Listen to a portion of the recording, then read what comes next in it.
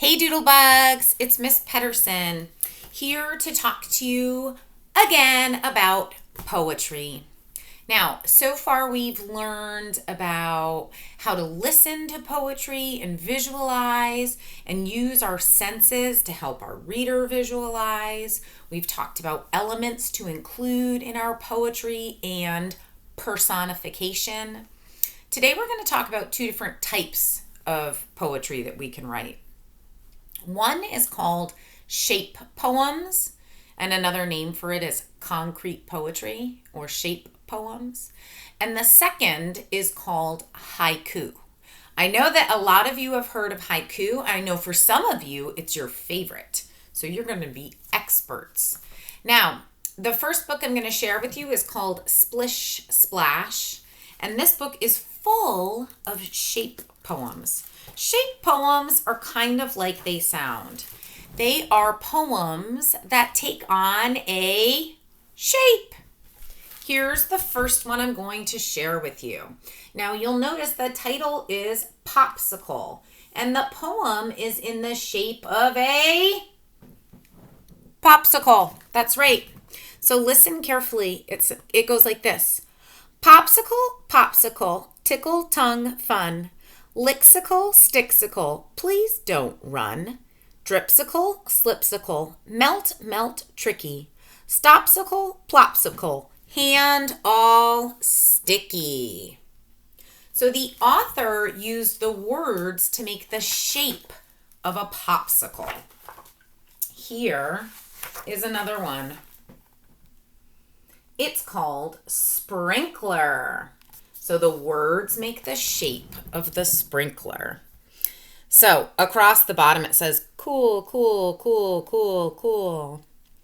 Don't simmer in the summer, slip into the shade.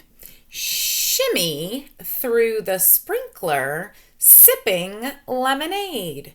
Wiggle under wavy water, giggle in the sun.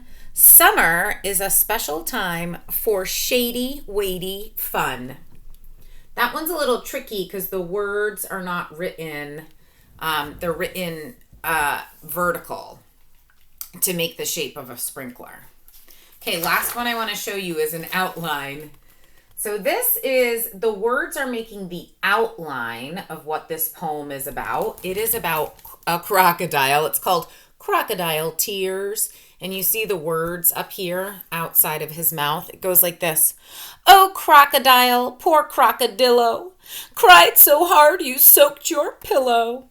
Kept it up for such a while. That's how we got the river Nile. And that makes his tail. Silly. There is another book that we had in our library called Doodle Dandies. These are also shape poems. So you see this one is in the shape of a giraffe. It says, tree tall giraffe, up to his neck in brown and yellow patchwork quilts, turns and hobbles away on wooden stilts. So the stilts are like his legs, and then look, his tail really says tail. So shape poems are made using shapes. When you make a shape poem, I'm going to show you quickly because you're going to have a chance to do this yourself. You can either, you have two choices. If you make a shape, and I'm going to make mine in marker, that's just so you can see. I would suggest you make yours in pencil. So you can make the outline of a shape, if this is my cloud, and then I have two choices. I can either try to write my words around the outside, okay, so if I did like puffy, white pillow in the sky. Okay, so it's a little tricky to try to write around the outside, but you can do that. And then if you've done your shape in pencil, you can even go back and erase it. Or Another way to do your shape poem is to make the shape. So let's say I'm going to go with the cloud again.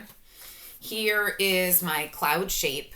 But instead of going around the outside, I can fill up the inside.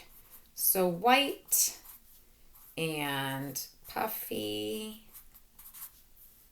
up in the sky brings us rain. Okay, so I can use my words to fill in the shape. So 2 choices for a shape poem: writing along the outline of your shape or filling up the middle of your shape. Okay? That is a shape poem or a concrete poem. The second type of poem I want to tell you about is haiku. A lot of us know haiku poems. Many times haiku poems are about things in nature, and they follow a pattern. They follow this pattern. They have just 3 lines.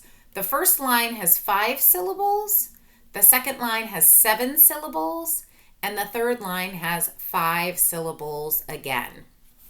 Now, an interesting thing that Miss Pedersen learned is that really haiku is a Japanese form of poetry, originally Japanese, and they had sound parts called on.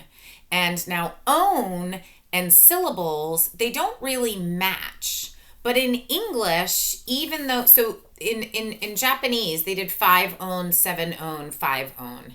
And even though on and syllables aren't exactly the same, we still follow that 5-7-5 pattern, usually for haikus. Okay, this book called Least Things, this is poems about small natures. And the author is Jane Yolen. And I'm going to read you a couple of her haikus. Okay? I'm going to have you guess what it is. Ready? How slow and hairy am I over the long grass. Someday I will change. Okay, so the first line was how slow and hairy. Ready? How slow and hairy. That's 5. The second line was, am I over the long grass? Am I over the long grass? 7. The last line was, someday I will change. Someday I will change. That's 5. Do you know what it's about? What is hairy and crawls slowly over the grass and changes? It's a caterpillar. This poem was about a caterpillar. So you see the 3 lines. The first line had 5 syllables, then 7 syllables, then 5 syllables. And I like this book because then it tells you a little bit about the animal that it's about. Okay, here's the next one. I spin out my life, strand after strand of pure silk. Touch it if you dare. What is that about? I spin out my life, strand after strand of pure silk. Touch it if you dare. That's about a spider. So let's go ahead and clap the lines. Okay, the first line was, I spin out my life. I spin out my life. 5. Strand after strand of pure silk. Strand after strand of pure silk. 7. Touch it if you dare. Touch it if you dare. 5. Okay, one last one. Anywhere I go, I carry my home with me, my standard shelter. Anywhere I go, I carry my home with me, my standard shelter. Who carries their home? It's a turtle. So again, we can clap it. Anywhere I go, anywhere I go, I carry my home with me. I carry my home with me. My standard shelter. My standard shelter. So, usually, like I said, haikus are about nature. They follow the 5-7-5 syllable pattern. Your job this week is to continue to create poetry, and please try to include some of the other things we've learned. We heard some rhyming words in our shape poems. You can definitely use alliteration or onomatopoeia or personification. And I would love to see the shape poems and the haikus that you come up with.